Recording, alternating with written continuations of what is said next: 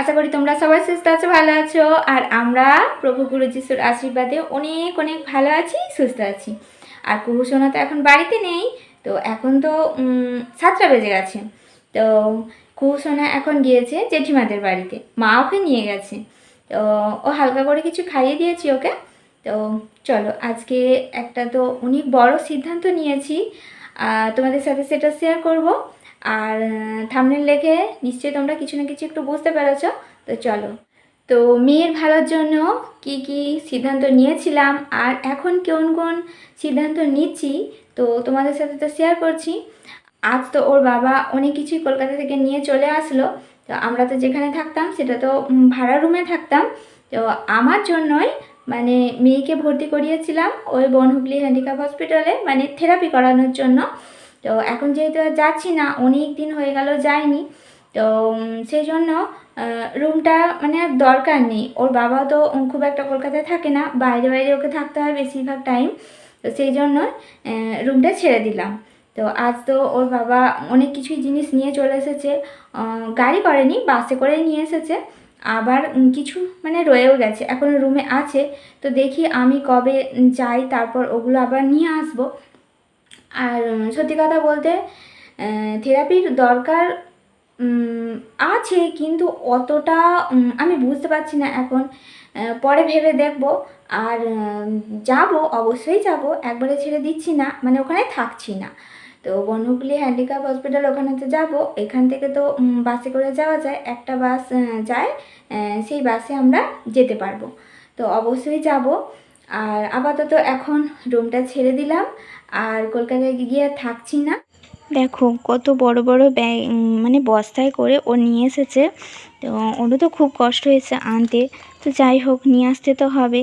মেয়ের তো এতে মানে সব খেলনা আছে, থেরাপির জিনিস যেগুলো ওকে থেরাপি করাতাম সেগুলো সব আছে।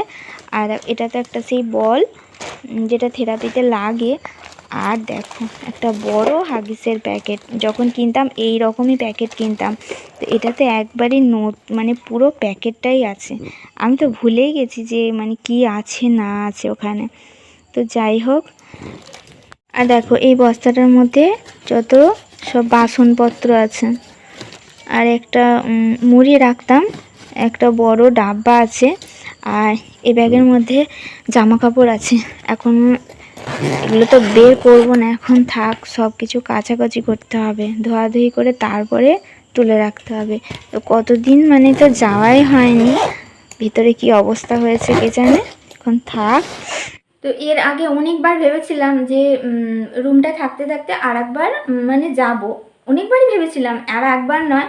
তো যতবারই ভেবেছিলাম আমি জানি না যে ঈশ্বর আমাদের নিয়ে কি পরিকল্পনা করে রেখেছেন। তো উনি যেভাবে পথ দেখাবেন আমি ভেবেছি সেইভাবে আমি চলবো। তো সেইভাবে চললে তো দেখছি শান্তি পাচ্ছি, তো সেইভাবে চললেই তো ভালো, বলো। তো যাই হোক, সিদ্ধান্তটা নিয়ে নিলাম। তো কলকাতায় যে ভাড়ার রুমে থাকতাম, রুমটা ছেড়ে দিলাম। এখনও একদিন আমাকে যেতে হবে, বাকি যেগুলো আছে সেগুলো একদিন নিয়ে চলে আসবো আমি গিয়ে, কারণ ওর বাবার আর সময় হবে না। তো দেখি কবে যাই। আর সত্যি কথা বলতে যেদিন থেকে গুরু যিশুর মণ্ডলী যাচ্ছি আর বাইবেল পড়ছি, বিশেষ করে ওই পবিত্র বাইবেল যেদিন থেকে আমি পড়তে শুরু করেছি, আমি অন্যরকম ফিল করি। আমার শরীরে, আমার মনে মানে কোনো চিন্তা ভাবনাই নেই যখন ওই বাক্য পড়ি। বিশেষ করে যে এখন একটা মনে হয়, আগে তো অনেক মনের মধ্যে চিন্তা ভাবনা ছিল। তো ঈশ্বর বলেছেন যে সকল ভাবনার ভার তেনার ওপর দাও, কারণ তিনি আমাদের জন্য চিন্তা করেন। তো সদা সর্বদাই না, সবসময় এটা মনের মধ্যে আমি ভাবতে থাকি। আর সেই জন্যই আমার মনে আর কোনো চিন্তা ভাবনা নেই, বিশেষ করে এই সন্তানকে নিয়ে আর কোনো চিন্তা ভাবনা নেই। তো আমার মেয়েকে নিয়ে তো আর আমি কোনো চিন্তাই করি না, যা হবে উনি আছেন, উনি সব দেখতে পাচ্ছেন। আর এই সন্তানের যত কষ্ট হচ্ছে, ঈশ্বরের ঠিক ততটাই কষ্ট হচ্ছে, গুরু যিশুর ঠিক ততটাই কষ্ট হচ্ছে। আমার কতটা কষ্ট, আমার মানে যা কষ্ট তার বেশি পরিমাণ কষ্ট ওনার হচ্ছেন, কারণ উনি হলেন আমাদের সৃষ্টিদাতা। তো যতটুকু আমার মধ্যে, আমার অন্তরে ঈশ্বরের জন্য কি বলবো, এতদিন মণ্ডলে গিয়ে আমি যতটা ধরে রাখতে পেরেছি তোমাদের সাথে শেয়ার করলাম আমার অন্তরের কথা। আর এইভাবেই প্রভু গুরু যিশুর পথ ধরে এগিয়ে যাব। উনিই পথ আমাদের, উনিই জীবন। তো চলো আজকে এখানে ভিডিওটা শেষ করছি। ভালো লাগলে তো অবশ্যই লাইক কমেন্ট শেয়ার করো, আর তোমাদের কোনো কমেন্ট থাকলে অবশ্যই করো। তো ঈশ্বরের কাছে প্রার্থনা করি তোমরা সকলেই সুস্থ থেকো, ভালো থেকো। আর প্রভু গুরু যিশু আর ঈশ্বর পিতা পুত্র উভয়কেই জানাই অসংখ্য অসংখ্য ধন্যবাদ।